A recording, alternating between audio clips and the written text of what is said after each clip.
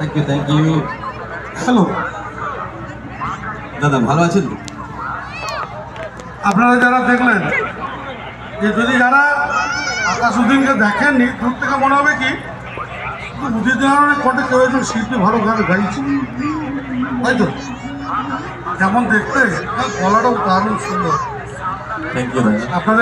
আমাদের জিকে পাবলিকের যে অনুষ্ঠানটা ছিল, দারুণ একটা ফুল প্রোগ্রাম, তো একটু তাড়াতাড়ি শেষ হয়ে গেছে।